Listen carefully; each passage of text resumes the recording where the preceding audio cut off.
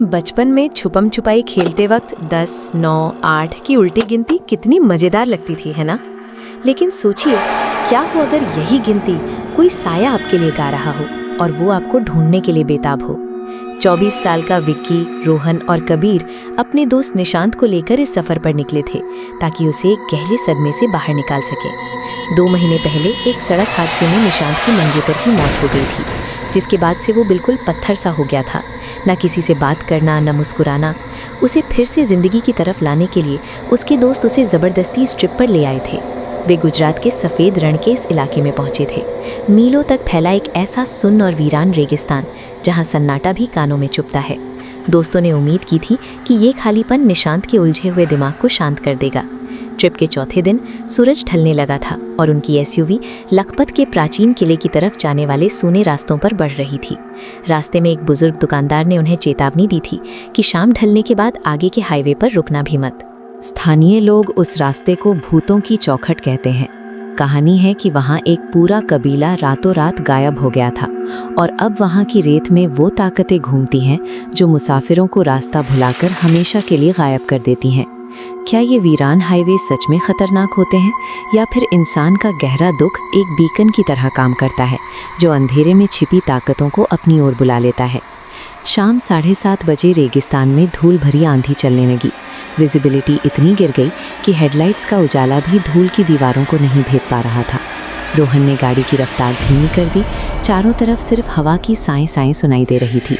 तभी धुंध के बीच सड़क किनारे पहला माइलस्टोन दिखा, भुज 44 किलोमीटर। कड़कड़ाती ठंड और आंधी के बीच वहां लाल घाघरे में एक औरत बैठी थी जिसका चेहरा घूंघट से पूरी तरह ढका था। विक्की को यह अजीब लगा, पर उसे लगा शायद कोई लोकल होगी। ठीक 15 मिनट बाद हेडलाइट की रोशनी फिर से उसी पत्थर पर पड़ी, भुज 44 किलोमीटर, और वही लाल घाघरे वाली औरत वहां फिर से बैठी थी।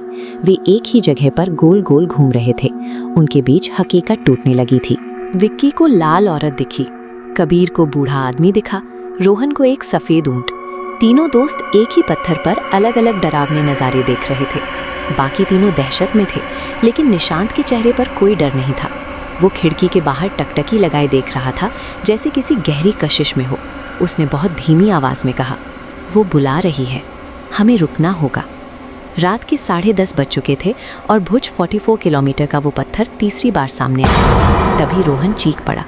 गाड़ी की खिड़की के ठीक नीचे 50 की स्पीड के साथ एक साया रेंग रहा था, किसी बच्चे जैसा शरीर जिसके हाथ पैर उल्टे थे और चेहरा मिट्टी और खून से सना हुआ था।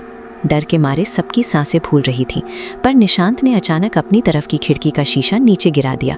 उसने बाहर रेंगते उस साये को देखा और हाथ हिलाकर उसे विदा किया, जैसे कोई पुराना रिश्ता जोड़ रहा हो।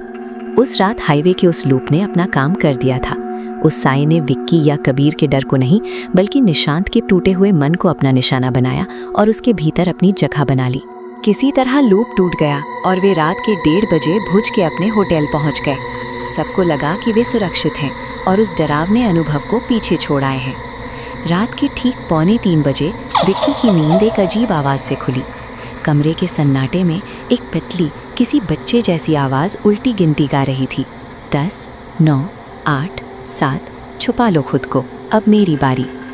निशांत शीशे के सामने खड़ा था। उसकी आंखें पूरी तरह लाल थीं और गले पर नीले निशान थे, जैसे किसी ने उसे कस कर दबोचा हो। वो शीशे में खुद को नहीं, बल्कि किसी और को देख रहा था जो उसके भीतर से झांक रहा था।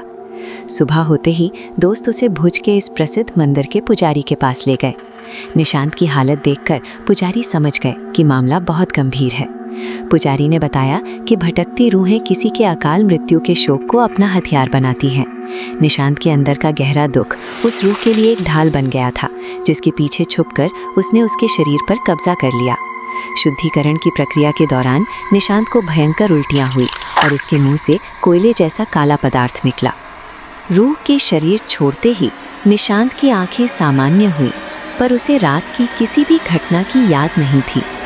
निशांत अब ठीक है, लेकिन विक्की आज भी नहीं सो पाता। हर रात 2:45 बजते ही उसे वही गिनती सुनाई देती है। सच तो ये है कि वीरान रास्ते सिर्फ एक जरिया हैं। हमारे भीतर का शोक और मानसिक खालीपन ही वो असली दहलीज है जहां अंधेरा हमारा इंतजार करता है।